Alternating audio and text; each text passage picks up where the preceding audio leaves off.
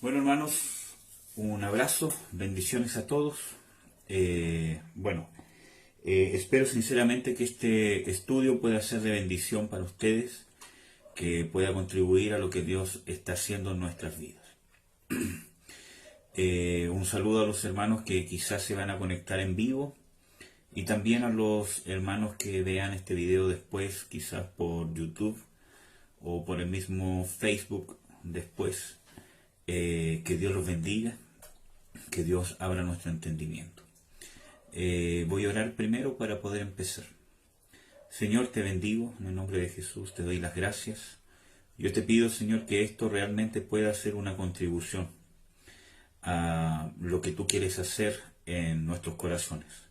Que esto pueda realmente edificarnos, acercarnos más a ti, pueda darnos un hambre, Señor, de escudriñar las Escrituras para conocerte de una manera más profunda, real, de una manera más práctica, de una manera más vivida, de una manera más tangible, Señor, y no conformarnos con lo que tenemos hasta ahora. Revélanos la magnitud de tu sacrificio, la magnitud de ti mismo, Señor Jesús. Este estudio se llama Cristología, Señor, o estudio de Cristo, o doctrina de Cristo, Señor. Queremos estudiarte, pero no como cuando uno estudia cualquier cosa por simplemente conocerlo, Señor, sino que queremos conocerte. Queremos tener una relación más personal e íntima contigo.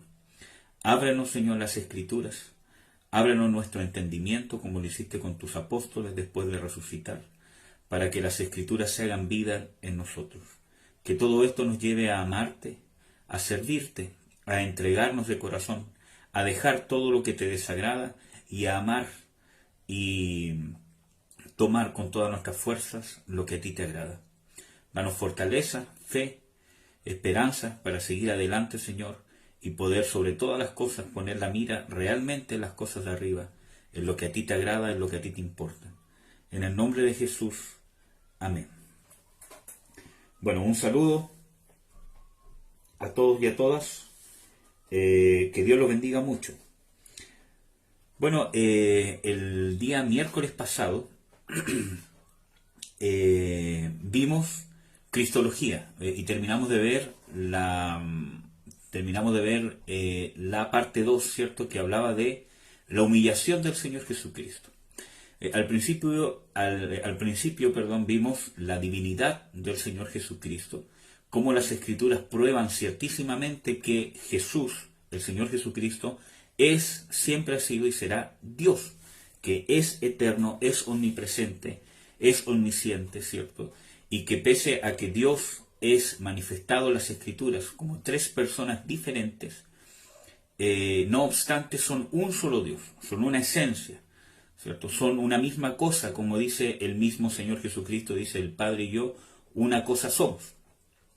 Entonces vemos en las Escrituras, si hay personas que no les gusta usar la palabra, ¿cómo se llama?, Trinidad, ¿cierto?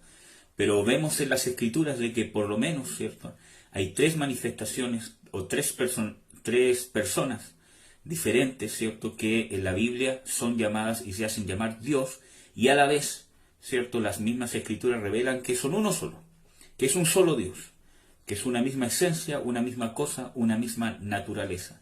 Y que estas tres personas, como son Dios y Dios no cambia y es inmutable, es imposible que esta condición de Dios, ¿cierto?, de estas tres personas, ¿cierto?, haya cambiado o haya mutado en algún momento del tiempo, sino que el Señor Jesucristo como Hijo de Dios siempre ha existido, coexistido con el Padre eternamente.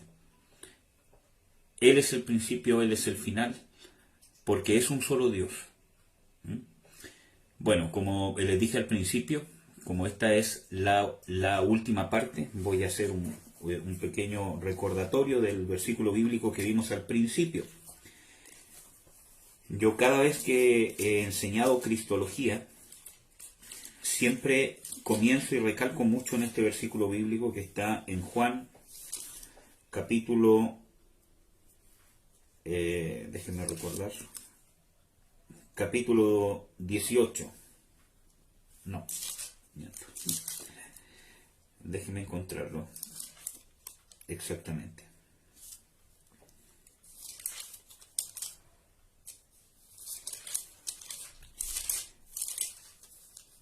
Aquí está. Juan capítulo 14, versículo 6 en adelante, dice: Jesús le dice: Yo soy el camino y la verdad y la vida. Nadie viene al Padre sino por mí. Si me conocieseis, también a mi Padre conoceríais, y desde ahora le conocéis y le habéis visto.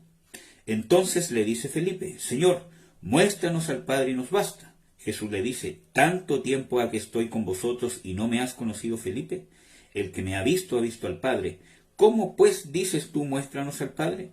¿No creéis que yo soy en el Padre y el Padre en mí? Las palabras que yo os hablo, no las hablo de mí mismo, mas el Padre que está en mí, Él hace las obras. Creedme que yo soy en el Padre y el Padre en mí. De otra manera, creedme por las mismas obras. Por lo tanto, todas las verdades de Dios, especialmente que tienen que ver con la naturaleza de Dios, ¿cierto? Con quién es Dios, cuál es el propósito de Dios, pero especialmente con cuál es la naturaleza de Dios, se debe creer. El mismo Señor Jesucristo, cuando fue cuestionado por uno de sus ¿cómo se llama? Apóstoles, ¿cierto? Cuando Él dijo de que Él es el camino, la verdad y la vida, y más encima dice: nadie viene al Padre sino por mí, y dice que ya conocían al Padre. Entonces Felipe lo cuestionó, le dijo: Señor, muéstranos al Padre, porque en realidad lo que tú dices es mentira. Muéstranos realmente al Padre, porque tú dices que, lo conocemos, pero en realidad no, muéstranos, Señor, y nos basta. Entonces él, en vez de dar una explicación profunda, ¿cierto?, con argumentos del Antiguo Testamento, le podría haber dado todas las citas bíblicas de Isaías, de Moisés, de los profetas, ¿cierto?, para poder explicarle cómo era posible que el Señor Jesucristo, ¿cierto?, y el Padre fuesen una sola cosa, o que Él fuese en el Padre y el Padre en Él. Él simplemente le dice: creedme. Por lo tanto, para cualquier revelación real que usted quiera tener de Dios, necesita fe. Pero no presunción, sino fe. Y la fe lleva inevitablemente humillación, una actitud de aprender, de querer aprender, una actitud de someterme, ¿cierto? Y de estar dispuesto a que lo que Dios dice es la verdad absoluta, y yo a esa verdad me someto, aunque vaya en contra de mis conceptos preestablecidos, o cualquier cosa que yo piense. Siempre los conceptos, los propósitos, las palabras, los preceptos, la ley de Dios va a estar normando, dirigiendo, estableciendo los parámetros de lo que yo debo pensar, de lo que yo debo decidir, de cómo yo debo vivir. Pero eso es un acto voluntario, porque el mismo Dios, siendo todopoderoso, ¿cierto?, nunca nos ha obligado a hacerlo. Es un acto voluntario, por eso que se hace por fe. Porque por fe yo me someto a la voluntad de Dios, no por temor, no por miedo, no por obligación, no por interés, sino por fe. La fe, ¿cierto?, nace de la humillación. Hay muchas características de cuál es la verdadera fe. Y las características de la verdadera fe uno las puede encontrar principalmente en la vida del Señor Jesucristo. Cómo el Señor Jesucristo, siendo hombre, se relacionó con el Padre. Porque esa relación fue indudablemente basada en la fe. El Señor Jesucristo tuvo que tener fe para relacionarse con el Padre. Bueno, que eso es algo que vamos a hablar al final del estudio de hoy, ¿cierto? De cómo la vida del Señor Jesucristo manifiesta, ¿cierto?, gran parte de su entrega, y de cómo Él estuvo constantemente en desuso de su deidad por amor a la voluntad del Padre. Y vamos a ver qué relevancia tiene eso con nuestras vidas. Bueno, como siempre les he mencionado, este es un estudio, ¿cierto?, del apóstol Norman Parich, o por lo menos del instituto que él tenía. Y es un estudio, ¿cierto?, que está revisado y complementado también, ¿ya? Esta tercera parte habla de la exaltación del Señor Jesucristo. Vimos su divinidad, vimos su humillación. Hay que recordar que su humillación comprende su encarnación, que fue el momento de su despojo, ¿cierto? Y que Él se hizo hombre para poder ser formado a la imagen de un hombre. Vimos su humanidad, ¿cierto? Que es cuando Él ya fue formado como hombre o cuando ya Él empezó a ser un ser humano, ¿cierto? Desde la concepción en el vientre de la Virgen, ¿cómo se llama? María, ¿cierto? Hasta el momento de su muerte, ¿cierto? Y después de su resurrección, porque resucitó como un hombre con un cuerpo glorificado, que vamos a hablar de eso también. Su humanidad, su sufrimiento, ¿cierto? Su muerte, el entierro del Salvador y el descenso al Hades, que es el cúlmine de su humillación. Acuérdense que la muerte, en el caso del Señor Jesucristo, no es una separación con Dios, sino es el pago, ¿cierto?, judicial o el derecho legal por causa del pecado que tenía la muerte de quitarle la vida, en el sentido de llevarlo justamente cautivo al Seol. Pero como Él no tenía pecado propio, sino que Él descendió porque en Él fue cargado el pago judicial nuestro de todo el pecado, ¿cierto?, la muerte no lo pudo retener. Y como vimos, ¿cierto?, Él estaba en el Seol, pero como está escrito en muchas profecías, o principalmente en los Salmos, y que se repite mucho en el Nuevo Testamento, ¿cierto?, no dejarás que tu santo vea corrupción, no dejarás mi alma en el Seol. Por lo tanto, vimos de que hay un descenso del Salvador al Hades. Y vamos a hablar un poco de eso aquí, un poco del propósito de eso. Bueno, la exaltación del Señor Jesucristo. ¿Cuándo empieza la exaltación del Señor Jesucristo? Cuando el Señor Jesucristo se libra de la maldición de la ley. Porque hay que recordar que la maldición de la ley es contra el pecado. Dice, el que hiciera estas cosas vivirá por ellas, ¿cierto? Y cuando dice también que maldito todo aquel que es colgado en un madero. También habla de que la paga del pecado es muerte. Por lo tanto, cuando Él fue librado de toda esa maldición, es decir, cuando Él pagó, ¿cierto?, el precio, fue librado. ¿Por qué? Porque Él solamente estaba muriendo, estaba descendiendo al Seol, ¿cierto? No por el hecho de que Él haya muerto en sí como ser humano, sino porque murió por el pecado. Amén. Entonces, cuando Él pagó ese precio en el Seol, ¿cierto?, Él pudo entrar a la posesión de las bendiciones. Y es importante esto, hermanos y hermanas. ¿Por qué? Porque cuando el Señor Jesucristo, cuando tú eres salvo, es porque el Señor Jesucristo se ganó esa salvación. Pero es importante entender qué significa que Él se haya ganado esa salvación. Porque dice de que Él será el primogénito de muchos hermanos. También vemos en Isaías 53, ¿cierto?, que habla de que Él verá el fruto de su trabajo, ¿cierto? Y que por su conocimiento mi siervo justo justificará a muchos. Voy a leerle ese versículo bíblico en Isaías 53. Vamos a verlo. Porque es importante entender esto. Dice, 53:11. Dice, del trabajo de su alma verá y será saciado.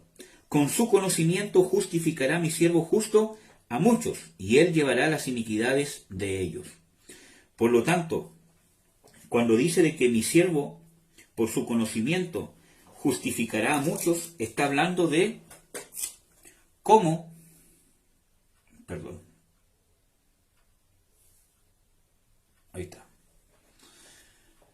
cómo, ¿cierto?, fue el Señor Jesucristo que se ganó esa salvación propia como un mérito personal.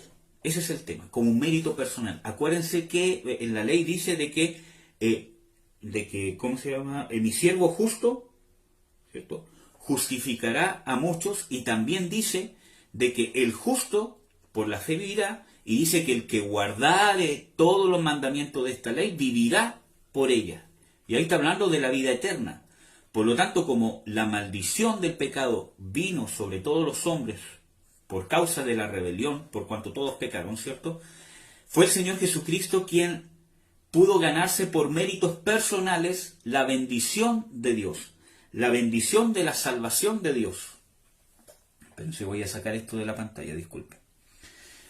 Entonces, como él pudo ganar esto, él fue por mérito personal.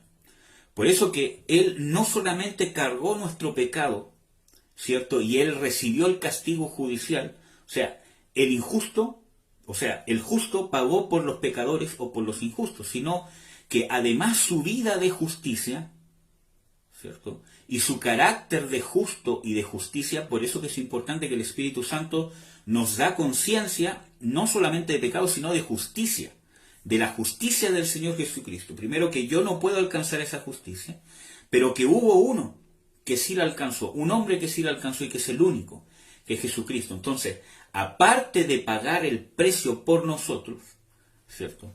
Aparte de recibir el castigo judicial de el pecado en sí mismo, aparte de eso, él, por su vida justa, por guardar los mandamientos del Padre, ¿cierto? Y ser el único que no pecó y que no se rebeló en contra de Dios en ningún área, pese a que fue tentado en todo, él se ganó la salvación para sí mismo. Él se ganó las bendiciones de toda la Escritura sobre su vida. Sobre él vino toda la bendición de Dios por causa de su obediencia, por causa de su justicia. Por eso dice que mi siervo justo, en Isaías 53, ¿cierto?, justificará a muchos. Porque él pagó el precio del pecado de la humanidad, pero no tan solo eso, sino que la muerte no lo pudo retener por causa de que él heredó las bendiciones de todas las promesas de Dios, de toda la palabra de Dios, del reino de Dios. Él las heredó, él se las ganó. Por eso que ahora nosotros podemos heredarlas. Por eso que dice la palabra que somos coherederos con Cristo Jesús. Porque Él nos hizo coherederos. Él nos compartió esa herencia. Él nos compartió lo que Él se ganó.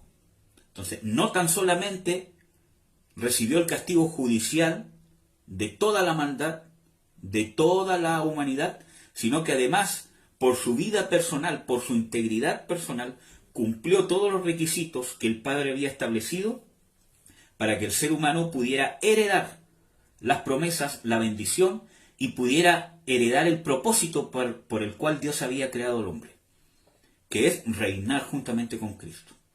Entonces, esa herencia que Él se ganó como forma personal, Él la entregó, la repartió, nos hizo partícipes. Por eso que la Biblia lo llama el primogénito. Porque es el primero, ¿cierto?, que ganó esta herencia, y no que después vengan otros que la puedan, ganar también con sus méritos, sino que Él como primogénito, Él nos dio de su gracia, ¿cierto?, para que nosotros pudiéramos heredar juntamente con Él. Bueno, espero que me puedan entender lo que estoy intentando explicar. Bueno, vamos a repasar, ¿cierto?, en Filipenses 2.9, que yo creo que es un versículo que seguramente muchos ya conocemos bastante. Créanme que es uno de los pasajes que tengo más rayados en las Escrituras. Perdón, pero estamos en vivo. Estamos en vivo, disculpen. Moví muy fuerte la mesa y se cayó el celular. Ya. Filipenses 2.9 dice: por lo cual Dios también lo ensalzó a lo sumo y le dio un nombre que es sobre todo nombre, para que en el nombre de Jesús se doble toda rodilla de los que están en los cielos y de los que están en la tierra y de los que debajo de la tierra, y toda lengua confiese que Jesucristo es el Señor, a gloria de Dios Padre. Por lo tanto, aquí vemos de que el mismo Padre, ¿cierto?, lo ensalzó porque Él heredó, adquirió, ¿cierto?, por sus méritos propios y personales, adquirió la heredad de Dios, adquirió todos los beneficios que Dios siempre le quiso dar al hombre por el propósito por el cual Dios lo había creado. Pero el hombre se rebeló y nos rebelamos constantemente. Por eso que el único que nosotros podemos heredar las bendiciones de Dios y podemos vivir experimentar y mantenernos en el reino de Dios es por causa de la gracia del Señor Jesucristo. Nunca vamos a dejar de depender de la gracia del Señor Jesucristo. El Señor Jesucristo es claro cuando dice, sin mí nada podéis hacer. ¿Ya? Bueno, yo creo que son versículos bíblicos que ustedes ya conocen bien. Entonces, ¿cuándo empezó? ¿Cuándo comenzó la exaltación del Señor Jesucristo? No necesariamente en su resurrección, sino en su ascenso del Hades, cuando la muerte no lo pudo retener. Desde ese momento comenzó su exaltación. Porque acuérdense que vimos que la humillación del Señor Jesucristo culminó en su descenso al Hades. Cuando Él fue llevado al Hades, ¿cierto? Pagando el precio todavía de las consecuencias del pecado.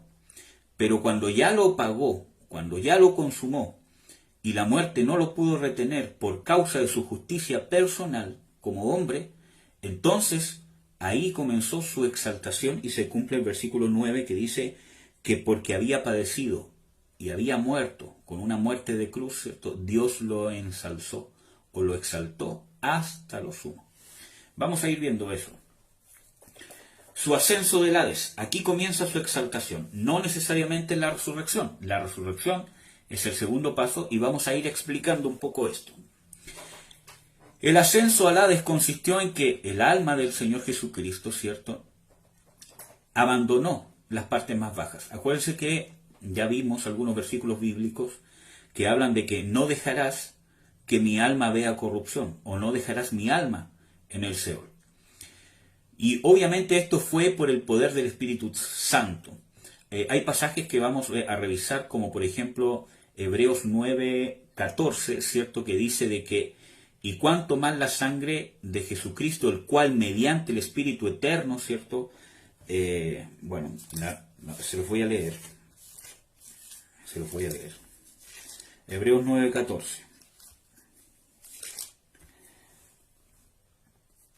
Vamos a ver. Dice, cuanto más la sangre de Cristo, el cual por el Espíritu eterno se ofreció a sí mismo sin mancha a Dios, limpiará vuestras conciencias de las obras de muerte. Por lo tanto, vemos evidentemente que el Espíritu Santo tuvo una participación activa en la obra redentora. Vamos a ir explicando cómo fue en el ascenso al Hades. Vamos a leer todos esos versículos porque creo que son importantes. Efesios 4:9. Aquí está. Efesios 4:9 dice, y que subió, ¿qué es sino que también había descendido primero a las partes más bajas de la tierra? Por lo tanto, vemos de que al descender a las partes más bajas de la tierra, también ascendió desde las partes más bajas de la tierra. Por lo tanto, vemos de que su exaltación inicia desde que él, desde su ascenso del Hades. Vamos a leer los otros versículos bíblicos. Primera de Pedro 3:18. Primera de Pedro 3:18 dice, porque también Cristo padeció una vez por los pecados, el justo por los injustos, para llevarnos a Dios, siendo la verdad muerto en la carne, pero vivificado en el Espíritu. ¿Ya? Ahí vemos la intervención del Espíritu Santo, el cual también fue y predicó a los espíritus encarcelados. Aquí vemos algunos de los propósitos, ¿cierto? Después de haber pagado el precio, de haber descendido al Hades, ¿cierto?, para pagar el precio, el Señor Jesucristo, ¿qué hizo? Predicó a los espíritus encarcelados. Y también dice que llevó cautiva la cautividad, si ustedes lo pueden ver bien en Efesios 4, ¿cierto?, desde el versículo 8 al 9, que es el versículo que ya vimos, ¿cierto? Pero si ustedes también leen el versículo 8, se pueden dar cuenta que dice que llevó cautiva la cautividad. Por lo tanto, bueno, hay más versículos bíblicos, pero el Señor Jesucristo vació el seno de Abraham. Porque antes de la resurrección del Señor Jesucristo, ¿cierto?, estaban a la espera de el cumplimiento de la promesa del Mesías, ¿cierto?, todos los que habían muerto en fe o en la promesa de Dios, ¿cierto?, en el seno de Abraham. Como vemos en la misma parábola que explica el mismo Señor Jesucristo. Por lo tanto, el seno de Abraham fue vaciado por el Señor Jesucristo cuando dice que llevó cautiva la cautividad. Vamos a leer más versículos bíblicos. Primera de Pedro 4, 4 y 6.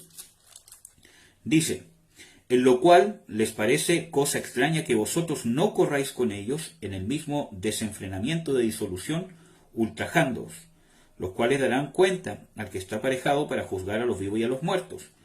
Porque por esto también ha sido predicado el Evangelio a los muertos, para que sean juzgados en la carne según los hombres y vivan en el Espíritu según Dios. Bueno, ¿qué más? Entonces, su descenso al Hades. Y uno de sus propósitos era también, después de haber pagado el precio, ¿cierto?, tener la autoridad, ya habiendo sido pagado el precio del pecado de toda la humanidad, tanto de vivos y muertos, de todas las generaciones, desde Adán hasta el último ser humano, ¿cierto?, pudo con autoridad predicar el Evangelio incluso a los espíritus encarcelados. 2. La resurrección. Entonces, el primer paso de la exaltación del Señor Jesucristo nace en su ascenso del Hades. Después de eso viene la resurrección. ¿Qué es la resurrección del Señor Jesucristo? Es el restablecimiento del cuerpo y alma de Jesús a su forma original y a su perfección, ¿ya?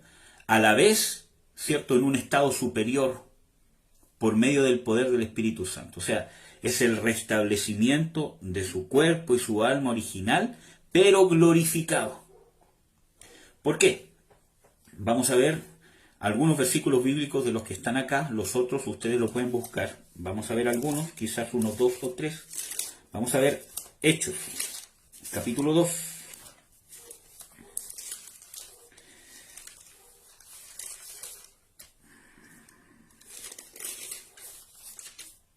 Versículo 24 y 32. Vamos a ver. Versículo 24. Al cual Dios levantó, está hablando del Señor Jesucristo, ¿cierto?, al cual Dios levantó, suelto los dolores de la muerte, por cuanto era imposible ser detenido por ella. Vamos a ver el versículo 32. Dice: a este Jesús resucitó Dios, de lo cual todos nosotros somos testigos. O sea, lo soltó de los dolores de la muerte y lo resucitó. Vamos a ver otros versículos bíblicos que acompañan. Vamos a ver 1 Corintios 6, 14.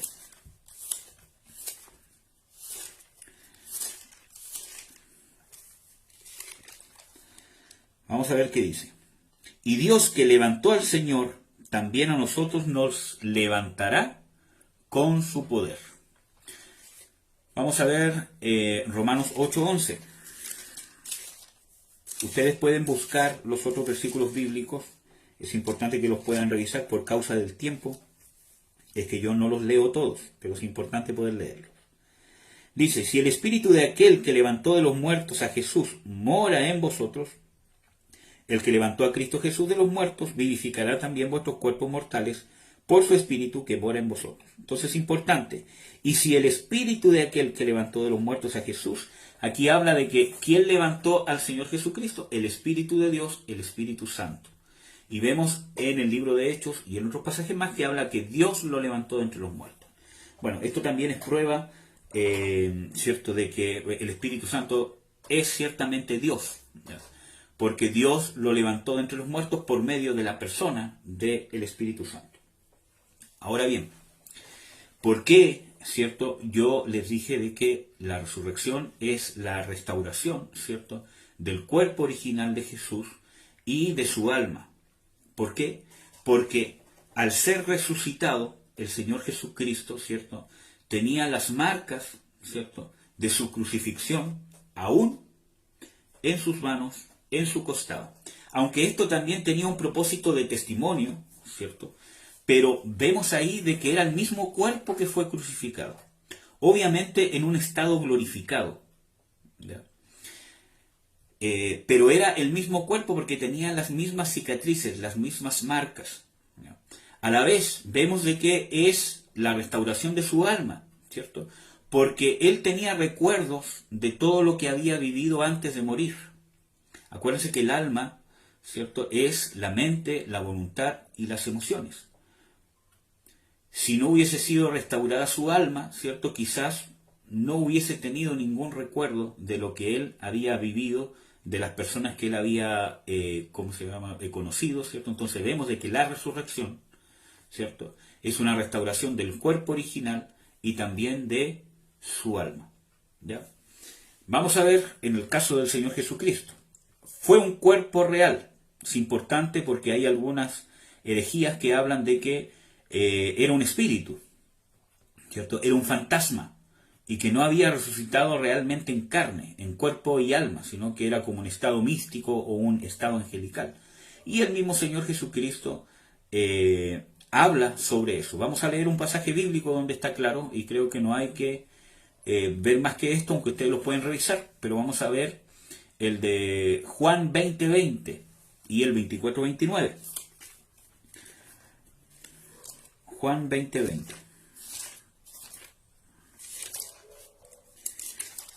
Dice, y como hubo dicho esto, les mostró las manos y el costado, y los discípulos se gozaron viendo al Señor.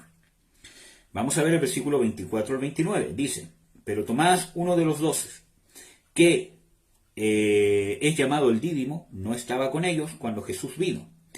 Entonces le dijeron los otros discípulos que al Señor habían visto. Y él les dijo, si no viere en sus manos la señal de los clavos y metiere mi dedo en lugar de los clavos y metiere mi mano en el costado, no creeré. Vamos a ver qué pasó después. Vamos a leer el versículo 27. No, el versículo 26. 8 días después, estaba otra vez sus discípulos dentro y con ellos Tomás. Vino Jesús, las puertas cerradas, y se puso en medio y dijo, paz a vosotros. Luego dice a Tomás, mete tu dedo aquí y ve mis manos, y alarga tu mano y métela en mi costado, y no seas incrédulo, sino fiel. Amén. Entonces, vemos de que era un cuerpo real. En pasajes como, por ejemplo, en Lucas 24, del 36 al 43, que yo creo que son versículos bíblicos bien conocidos, ¿cierto?, donde incluso del gozo los discípulos aún no creían. Entonces él les pidió de comer y dijo, porque un espíritu, a ver, vamos a leerlo igual, es importante, aunque quizás no lo vamos a leer entero, pero Lucas 24,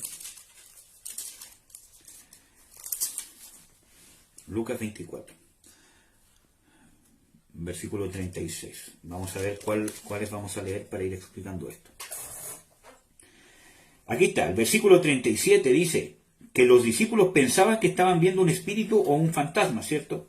Entonces, el mismo Señor Jesucristo les dijo, mirad mis manos y mis pies, que yo mismo soy. O sea, dando señal, ¿cierto?, de que del hecho de que él tuviese las mismas marcas de su crucifixión, era porque era él mismo. Era el mismo cuerpo que había sido muerto, ¿cierto?, y maltratado, ¿cierto? Era el mismo cuerpo, pero obviamente en un estado diferente, porque había sido resucitado en el poder del Espíritu Santo, en un estado glorificado.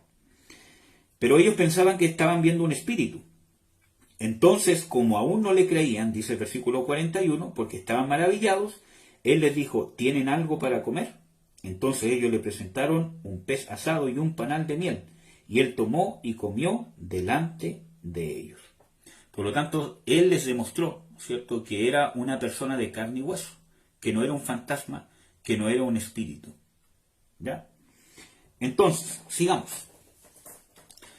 ¿Qué más? Resucitó con un cuerpo sobrenatural. Pese a que era el mismo cuerpo, ¿cierto?, ese cuerpo tenía características de haber sido glorificado. Tenía características diferentes al cuerpo antes de su muerte. Porque tenía algunos atributos o algunas características, ¿cierto?, que habla de que había un carácter sobrenatural. O sea que ya no se regía por las leyes naturales en que se rige el cuerpo físico humano, sino que estaba en otro nivel superior al ser resucitado y glorificado por el poder del Espíritu Santo, que es parte de lo que el Señor Jesucristo ganó por su justicia, fe y obediencia personal a la voluntad de Dios. Y fue la herencia también que nos dio.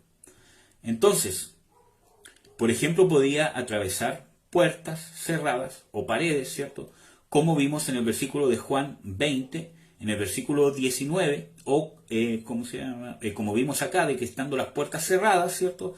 El Señor Jesucristo entró en medio de los discípulos. Entonces, vemos de que vemos que ese cuerpo sobrenatural tenía, ¿cierto?, esa cualidad. ¿Qué más? De que muchas veces no le pudieron reconocer.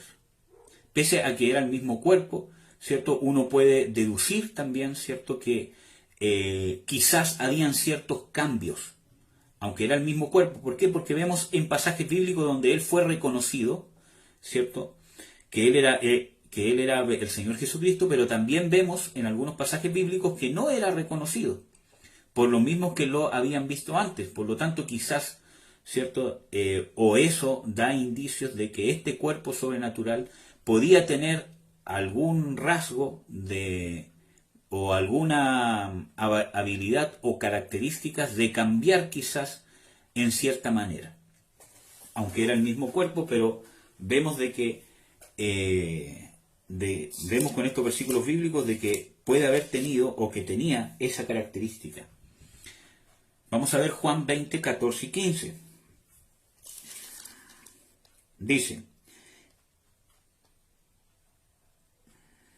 Dice, y como hubo dicho esto, volvióse atrás y vio a Jesús que estaba allí, mas no sabía que era Jesús. Dícele Jesús, mujer, ¿por qué lloras? ¿A quién buscas? Ella, pensando que era el hortelano, le dice, Señor, si tú lo has llevado, dime dónde lo has puesto y yo lo llevaré. Entonces vemos de que este cuerpo, ¿cierto?, glorificado, es probable o que haya tenido alguna característica de cambiar un poco quizás el rostro, pero que a la vez era el mismo, porque vemos después en el versículo 16 que dice, María, volviéndose entonces, ella dice, Raboní, que quiere decir maestro, o sea que finalmente lo pudo reconocer. Bueno, sigamos. Si es que tienen alguna duda, déjenla ahí nomás, ¿cierto? Y la podemos ir respondiendo. ¿Qué más?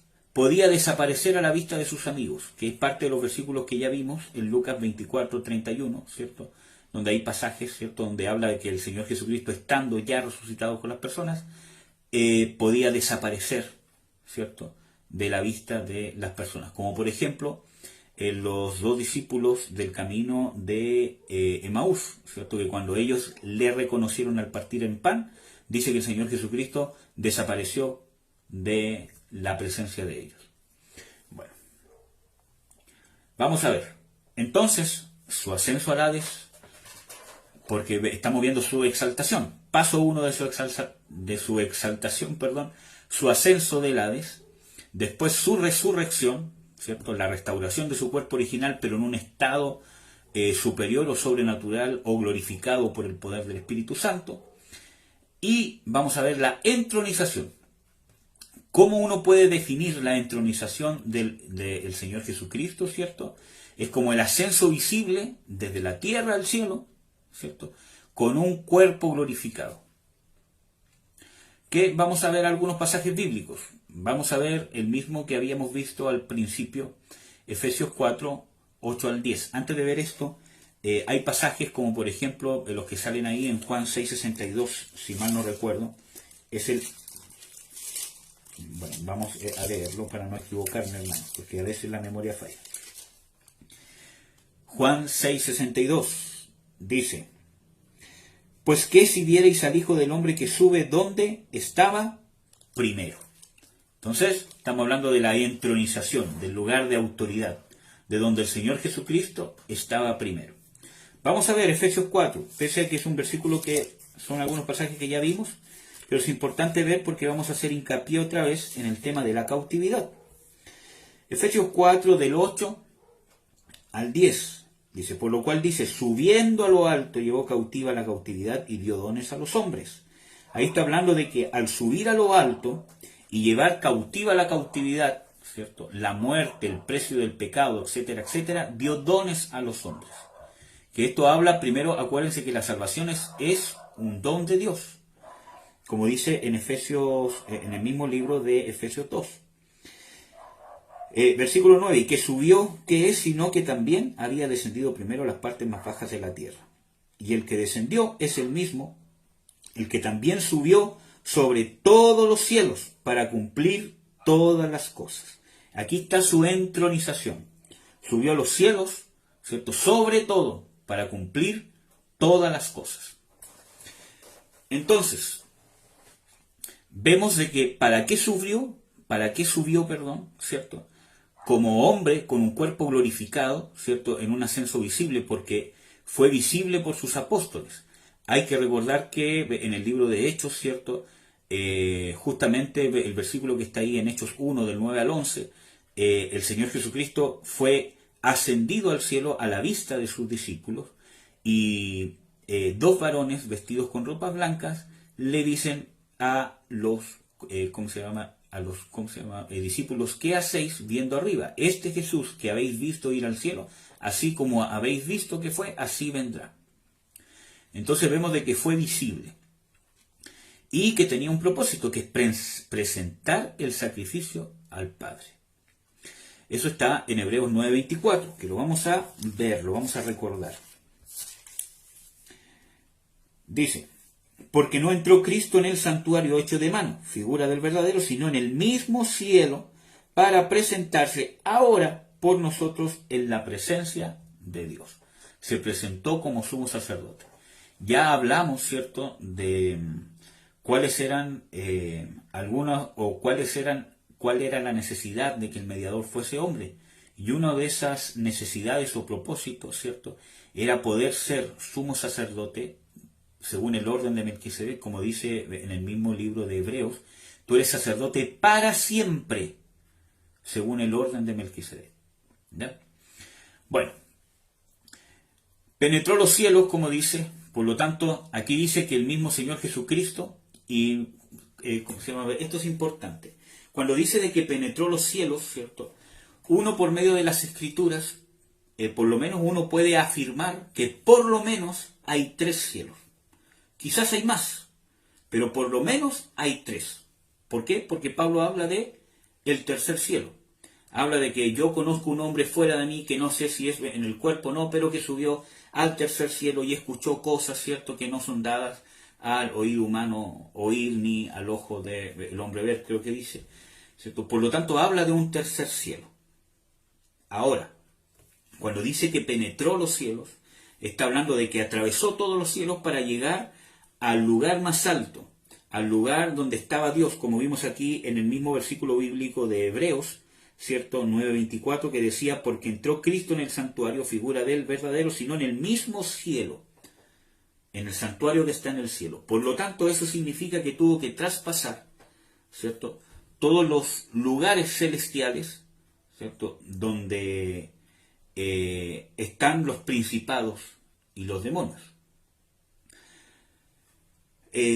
Bueno, en mi percepción personal del estudio de las Escrituras, y creo que este pensamiento concuerda, ¿cierto?, con la mayoría de las, de la mayoría de las iglesias, ¿cierto?, que cuando uno puede entender, ¿cierto?, que es probable que el primer cielo, porque si se habla de un tercer cielo, porque hay un primero y un segundo, que el primer cielo sea el cielo como atmósfera, o como el cielo físico, o como el cielo terrenal, que en mi apreciación personal, esto es algo muy personal, hermanos, ¿cierto?, yo creo que no solo incluye la atmósfera terrestre, sino que cuando habla de, yo creo cuando uno puede hablar del primer cielo, está hablando de el cielo natural, que es probable que incluya el espacio exterior, ¿cierto?, como cielo, ¿cierto? Ahora, cuando habla del segundo cielo, quizás está hablando de un nivel espiritual, ¿cierto?, porque los demonios son espíritus, por lo tanto, no se rigen por las leyes naturales. Entonces, si hay un tercero, porque hay un primero y un segundo, y el segundo cielo es probable que ahí estén los principados, las potestades, ¿cierto?, como dice en Efesios 6, ¿cierto?, que les voy a compartir ese versículo en específico. Se lo voy a buscar para no meter la cuchara. Efesios 6 dice que no tenemos guerra o lucha contra carne y sangre, sino que habla de que se me perdió. Aquí está el 12. sino contra potestades, contra señores del mundo, gobernadores de las tinieblas, contra malicias espirituales en los aires. Y es probable que el tercer cielo sea donde habita Dios o donde está la presencia de Dios. Si hay más cielos, no lo sé, ¿cierto? Pero sí sabemos que por lo menos hay 3. Entonces, cuando habla de que penetró los cielos, es que en el ascenso del Señor Jesucristo tuvo que penetrar también los cielos, ¿cierto? O el segundo cielo, entre comillas, ¿cierto? Donde están estos principados y estas potestades, y que obviamente deben haber hecho todo lo posible, ¿cierto?, por impedir este ascenso, sabiendo que era la culminación de su derrota. Si se ensañaron tanto con el Señor Jesucristo en la cruz, con mayor razón, ¿cierto?, dentro de sus posibilidades que en su momento tienen que haber intentado hacer, ¿cierto?, deben haberse opuesto o haber presentado cierta oposición para que el Señor Jesucristo ascendiera. Pero eso obviamente no se lo impidió, ¿cierto?, porque el Señor Jesucristo había sido resucitado en el poder del Espíritu Santo y estaba siendo ascendido por Dios mismo, justamente ratificando la victoria en contra de los principados y de las potestades. Vamos a ver algunos versículos bíblicos. Efesios 4:10. Como ya lo vimos, ¿cierto?, que Él ascendió, dice, sobre todos los cielos para cumplir todas las cosas. Por lo tanto, tuvo que ascender sobre todos los cielos. O sea, sobre todo. Ahí está hablando de un lugar de señorío. Cuando habla sobre todos los cielos, habla de un lugar de autoridad. Quizás no necesariamente de un lugar físico, pero sí de un nivel espiritual superior. Entonces subió sobre todos los cielos. Amén. ¿Qué más? Vamos a seguir viendo. En versículos bíblicos como Colosenses 2:15 dice de que Él despojó a los principados y a las potestades, exhibiéndolo públicamente, triunfando sobre ellos en la cruz. En Efesios 6:12, como ya les había dicho, ¿cierto?, habla de que no tenemos lucha contra carne y sangre, sino contra los principados y potestades, y contra las malicias espirituales en los aires. Yo tengo la versión 1909, puede ser que la 1960 diga alguna otra cosa diferente, entre comillas, pero que significa lo mismo. Y llegó hasta el lugar santísimo, como veíamos en Hebreos, ¿cierto?, para presentar en el santuario real el sacrificio, su propia sangre, en expiación por la humanidad. ¿Qué más? Jesucristo se sentó a la diestra del Padre. Su entronización fue su ascensión. Fue entronizado como Él es el que tiene el trono, Él es el que tiene el dominio, Él es el que tiene la autoridad y está sobre todos los cielos. ¿Ya? ¿Qué más? Entonces, su ascenso del Hades, su resurrección y su entronización es su ascenso visible al lugar más alto al cual Dios lo había puesto. Esa es su entronización. ¿Ya? Por ejemplo, si a alguien lo van a nombrar rey, ¿cierto?, su entronización, ¿cierto?, es cuando sube al trono o desde el lugar que él está más bajo es ascendido a ese lugar de autoridad o de rey. Y cuando se sienta a la diestra del Padre, vamos a ver qué es. Es el cumplimiento final de la exaltación, donde el Padre le dio el nombre que es sobre todo nombre, como vimos en versículos bíblicos como Filipenses 2, del 9 al 11, que no lo vamos a ver otra vez, dice que el Padre le dio un nombre que es sobre todo nombre. En algunos versículos, que aquí solamente vamos a ver algunos, vamos a ver Colosenses 3:1, por ejemplo.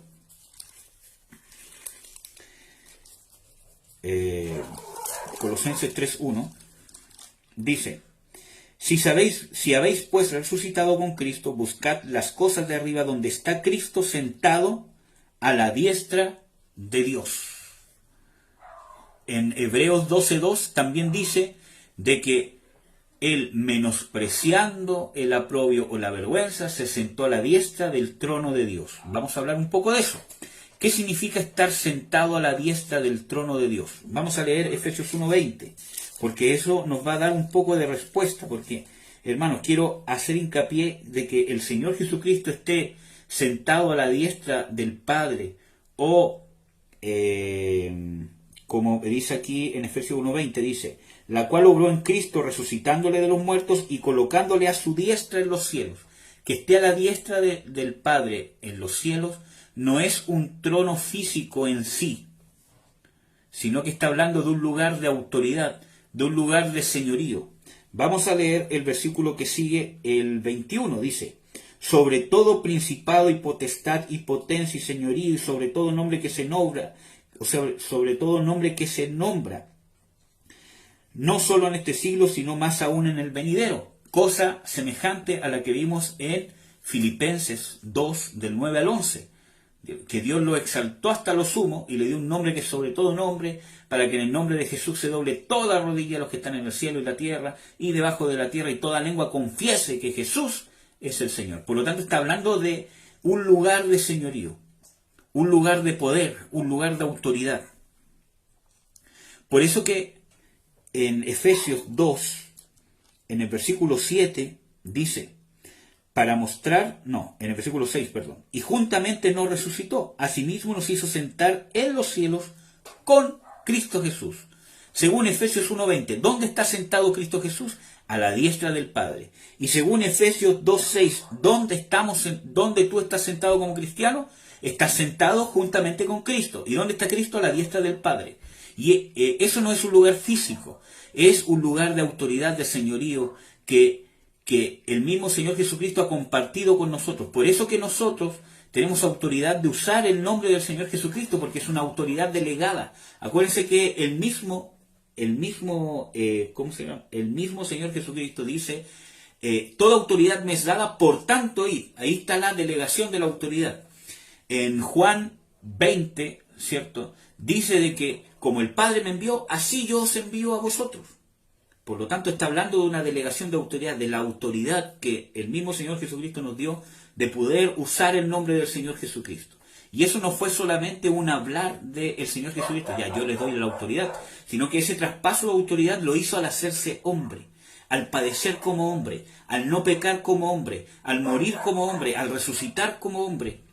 Es que él pudo trasladar o impartir esa autoridad, ¿cierto? Esa bendición, esa autoridad de parte de Dios pudo trasladarla al ser humano, obviamente que se ha convertido a Cristo por medio de la fe, porque el cristiano que tiene esa autoridad de hijo de Dios son los que han nacido de nuevo.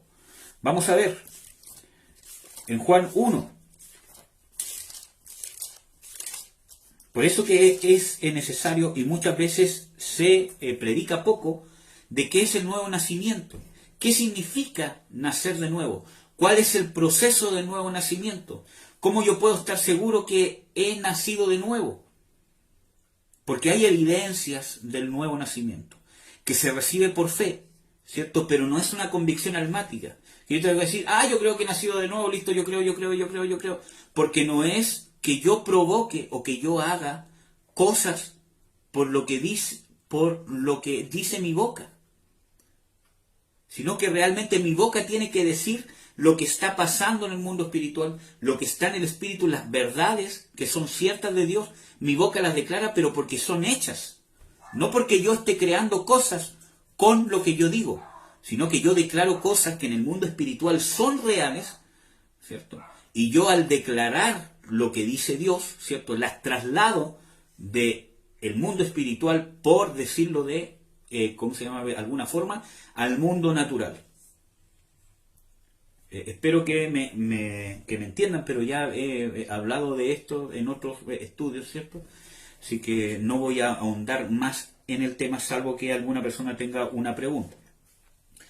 Entonces, vamos a ver Juan, capítulo 1, versículo 12. Dice, mas a todos los que le recibieron, les dio potestad de ser hechos hijos de Dios. Esta palabra potestad, ¿cierto?, es una palabra que significa autoridad, que significa una autoridad delegada.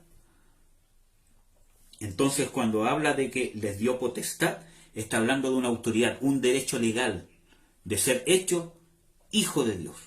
Por lo tanto, ¿pero quiénes son estos que tienen esa autoridad delegada?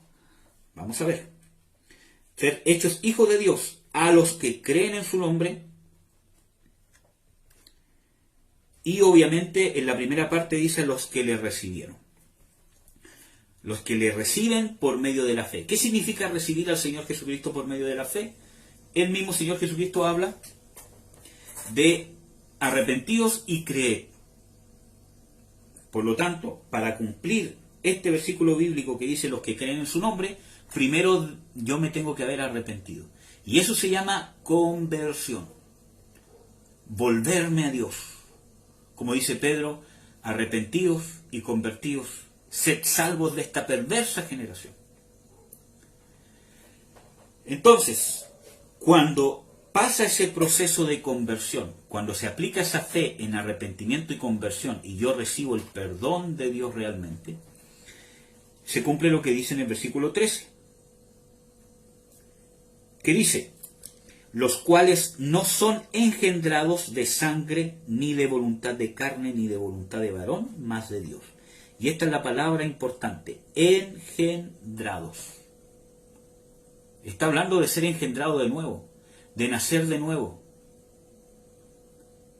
Y el mismo Señor Jesucristo habla del nuevo nacimiento en el mismo libro de Juan, en el capítulo 3. Por lo tanto, por medio de la fe, por medio de la conversión, ¿cierto? Cuando yo he nacido de nuevo, los que han sido engendrados de Dios, y no han sido engendrados por convicciones humanas, sino que han sido engendrados de Dios, son los que tienen esta autoridad, esta potestad, delegada de parte de Dios. Ahora, ¿por qué me escapé tanto del tema? Perdónenme, pero es importante entender de que esa autoridad delegada, ¿cierto? De que estamos sentados en los lugares celestiales juntamente con Cristo, esa autoridad usted la tiene si ha nacido de nuevo. Y nacer de nuevo no es hablar en lenguas, hermano. Hay evidencia del nuevo nacimiento. El hablar en lenguas, ¿cierto?, es una señal inequívoca del bautismo en el Espíritu Santo. Pero las señales del nuevo nacimiento son claras en la Biblia, que es arrepentimiento, justicia, ¿cómo se llama?, liberación, el dejar el pecado, ¿cierto? Son evidencias del nuevo nacimiento, que en usted realmente hay una nueva criatura que ha sido engendrada por Dios y que está influenciando en su ser. Va a depender de nosotros si la dejamos influenciar sobre nuestras vidas o nos seguimos guiando por la carne. Bueno, entonces Jesucristo a la diestra del Padre. Vamos a ver, Hechos 2, 34 al 36. Para que veamos que el que esté a la diestra del Padre es un lugar de señorío, de autoridad. Hechos 2, 34 al 36. Dice, porque David no subió a los cielos, pero él dice, dijo el Señor a mi Señor, siéntate a mi diestra. Ahí está hablando de estar sentado a la diestra de Dios, hasta que ponga a tus enemigos por estrado de tus pies. Sepa pues ciertísimamente toda la casa de Israel, que a este Jesús que vosotros crucificasteis, Dios ha hecho Señor y Cristo. Entonces está hablando de un lugar de señorío, de un lugar de autoridad, de que Él es el Mesías, que Él es el Salvador, el único mediador, por el único al cual nosotros podemos llegar al Padre. Hechos 5:31. Vamos a ver. A este ha Dios ensalzado con su diestra por príncipe y salvador, para dar a Israel arrepentimiento y remisión de pecados. Fue ensalzado como príncipe y salvador. Por lo tanto, está hablando, hermanos, de un lugar de señorío, de autoridad, de ser el único camino, de ser el único que tiene el derecho de salvar, del único que tiene el derecho de ser llamado mediador, del único que tiene el derecho al cual podemos recurrir para obtener el favor de Dios. No hay otro. No es la Virgen María, no son los santos, no es el Padre Pío, no son ellos.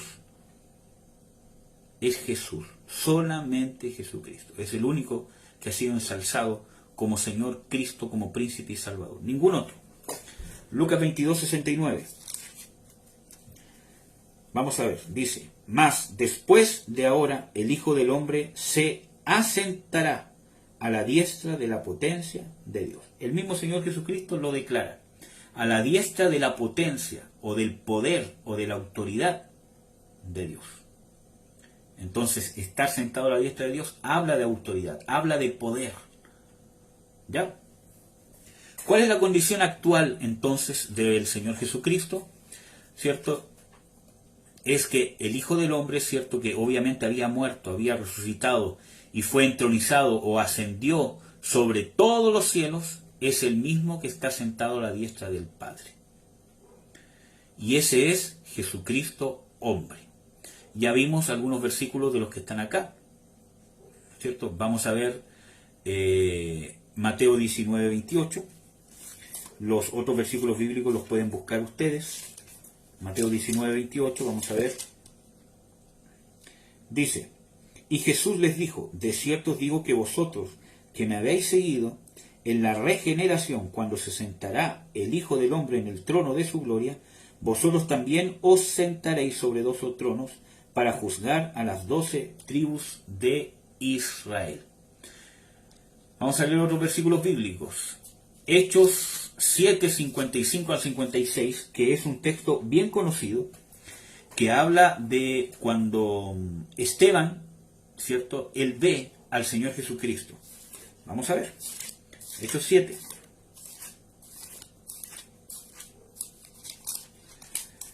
Hechos 7, 55 al 56. Dice: mas él, estando lleno del Espíritu Santo, puestos los ojos en el cielo, vio la gloria de Dios y a Jesús, que estaba a la diestra de Dios, y dijo: he aquí veo los cielos abiertos y al Hijo del Hombre que está a la diestra de Dios. Entonces, dando grandes voces, se taparon los oídos y arremetieron unánimes contra él. Y ustedes saben cuál fue el desenlace de esa historia. Entonces, vemos de que el mismo Señor Jesucristo, que fue resucitado, que fue ascendido, es el que está a la diestra del trono de Dios. Y este es Jesucristo hombre.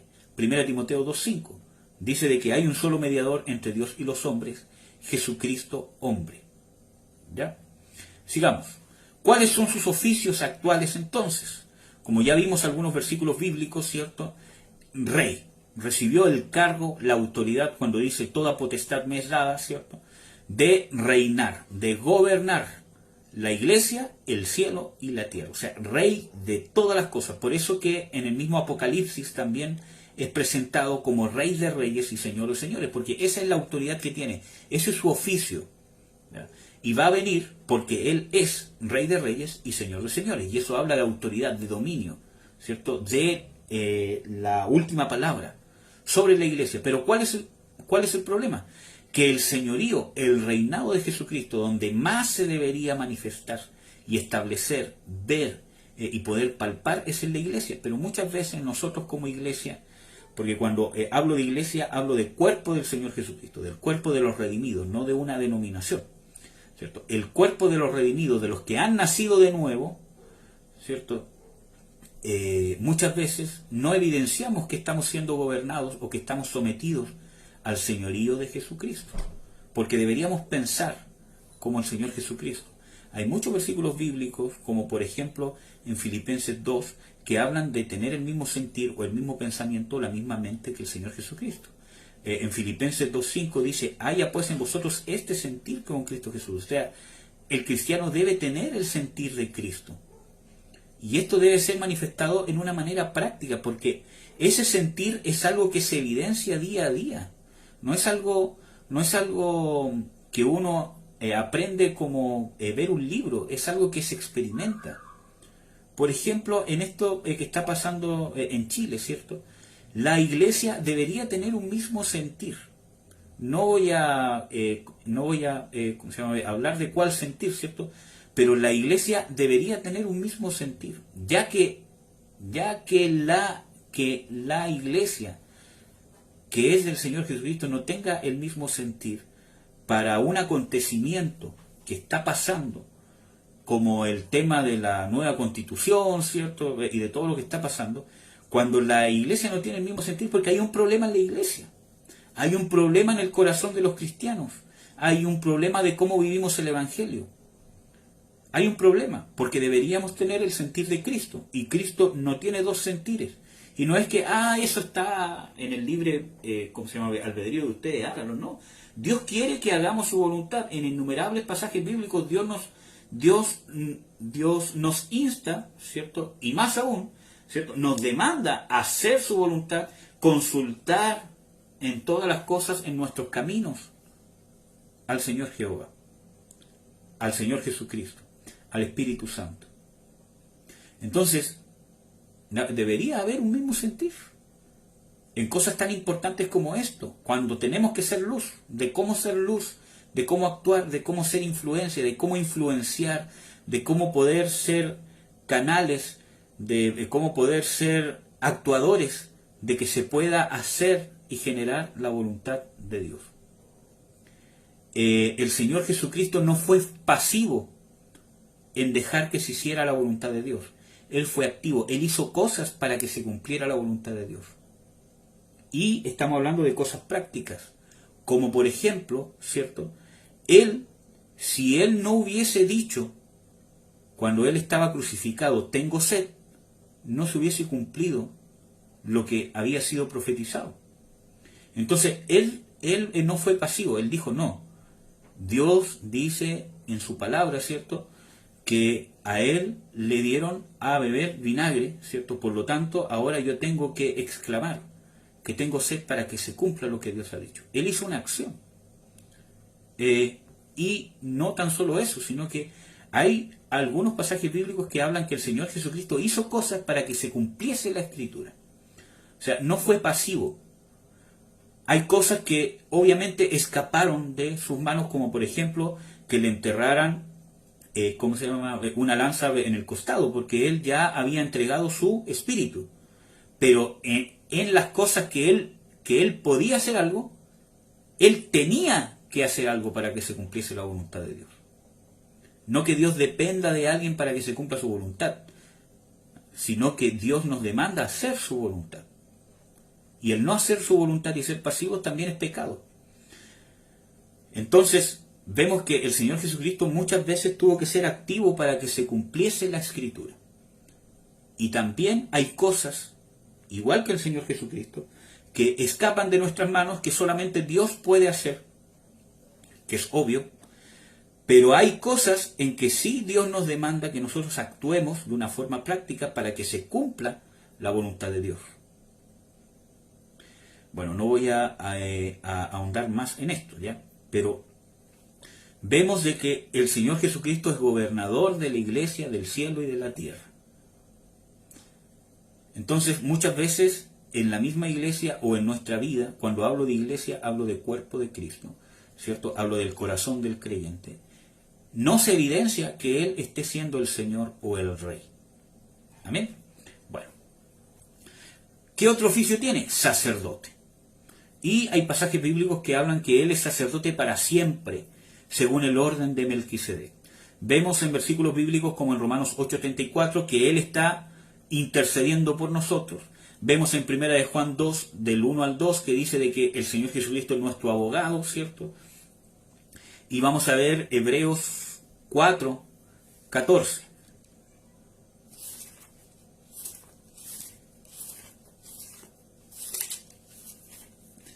Hermanos, a mí este tema me apasiona mucho porque encuentro que poder escudriñar en las Escrituras los propósitos del Señor Jesucristo, su esencia, su naturaleza, su origen, ¿cierto?, es algo muy enriquecedor cuando se hace con un corazón humilde, con un corazón que realmente quiere buscar, quiere ser transformado.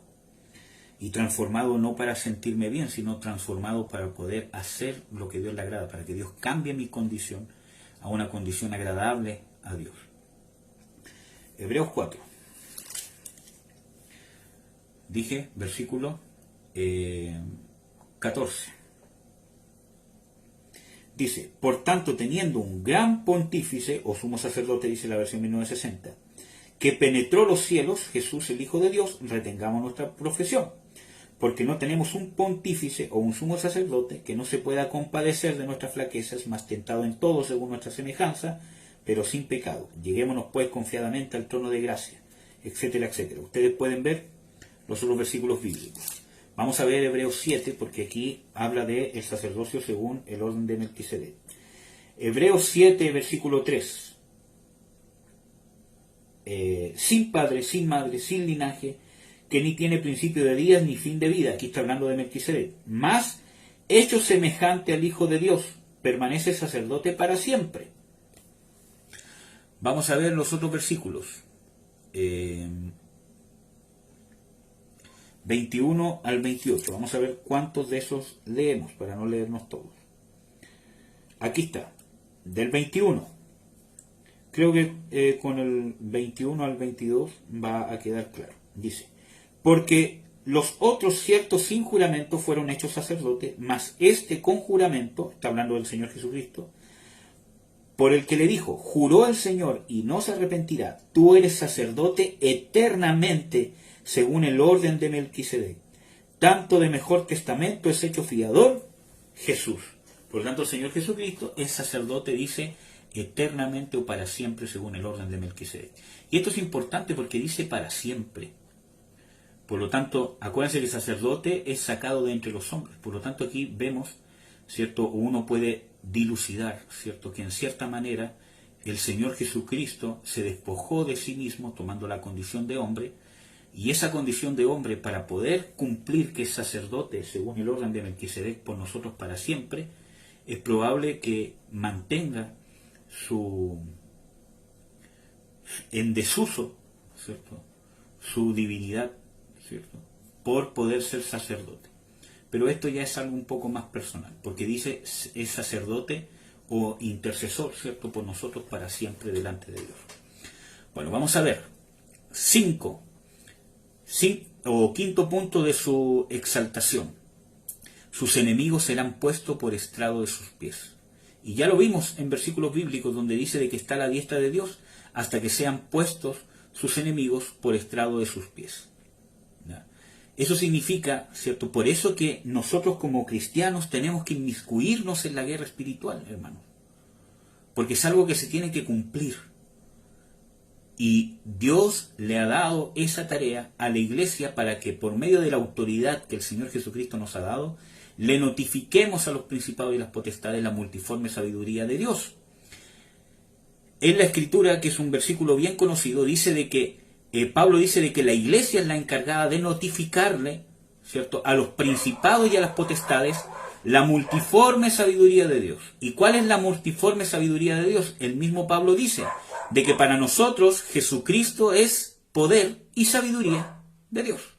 Por lo tanto, es parte de nuestra tarea como iglesia, como cuerpo de Jesucristo, como hijos de Dios, poder notificarle a Satanás su derrota, la victoria del Señor Jesucristo. Somos un agente, ¿cierto?, de la autoridad del Señor Jesucristo, o deberíamos ser un agente de la voluntad, la autoridad y el poder de Dios aquí en la tierra. Obviamente por y dependiendo exclusivamente del Espíritu Santo, porque sin el Espíritu Santo no se puede hacer. Entonces, por eso que es importante que el cristiano se inmiscuya en la guerra espiritual.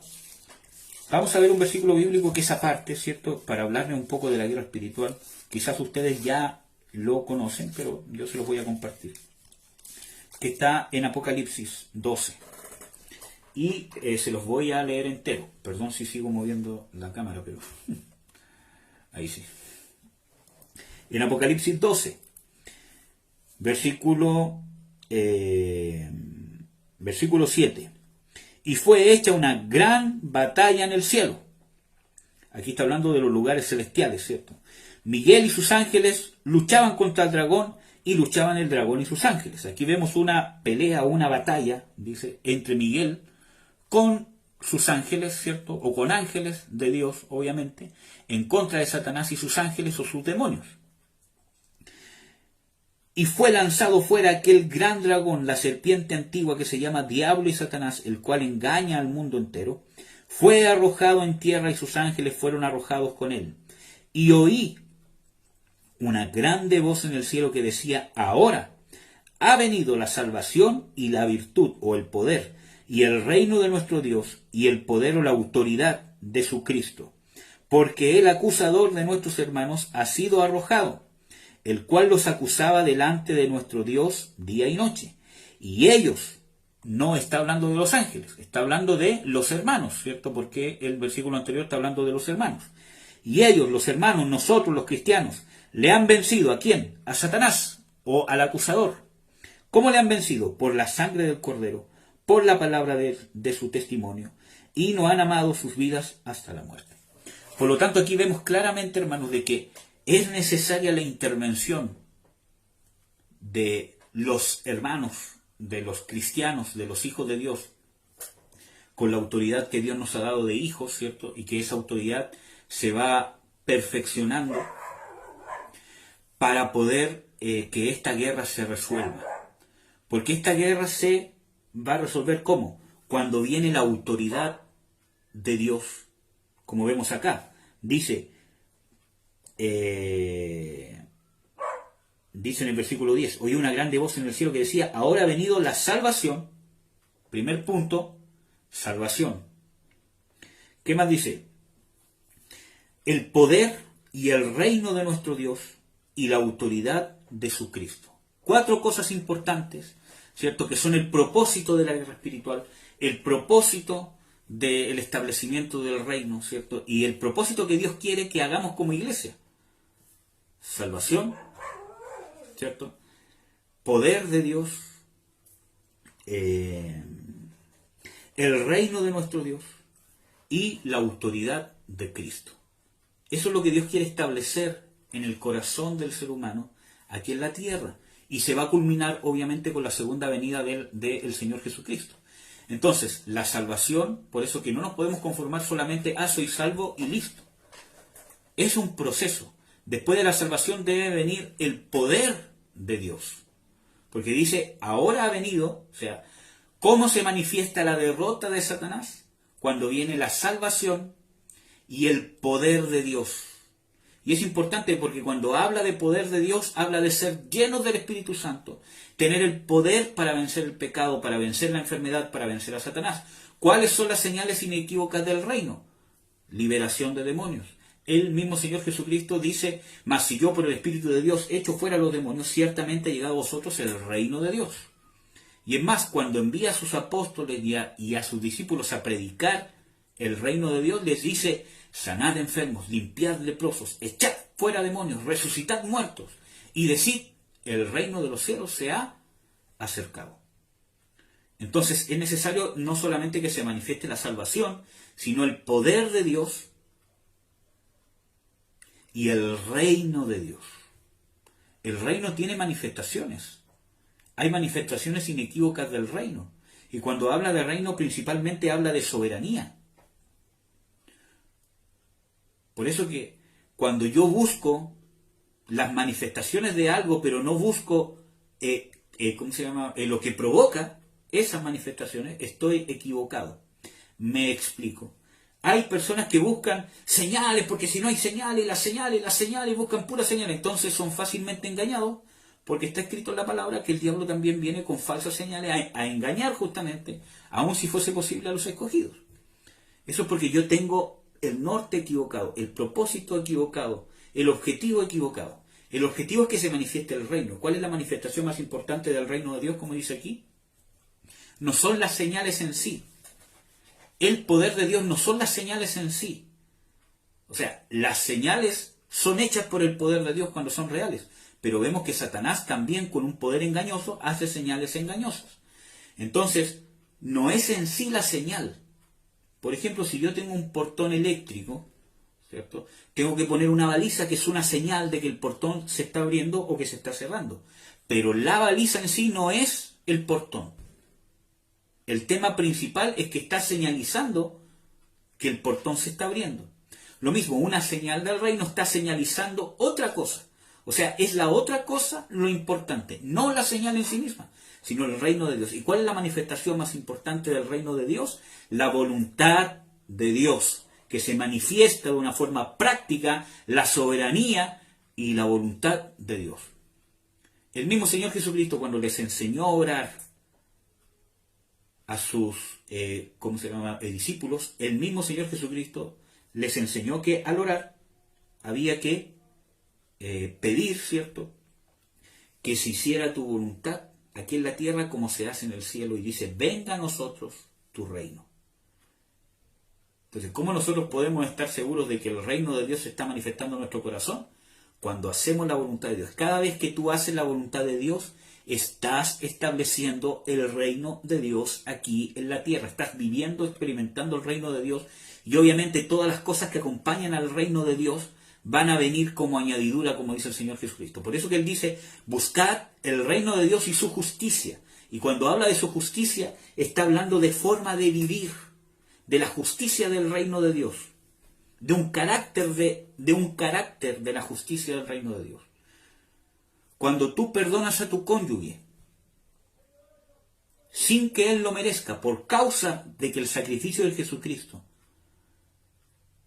es más que suficiente para pagar la ofensa que te ha hecho, y tú le retribuyes como Jesucristo te retribuyó a ti, que no significa que yo me voy a dejar, violentar, ¿cierto? Sino que está hablando de obrar con justicia, ¿cierto? O que no significa consentir con el pecado, sino que significa que yo le voy a pagar con bien el mal que me están haciendo. Cuando me han ofendido, por ejemplo, yo tengo derecho, entre comillas, ¿cierto?, a reaccionar de cierta manera.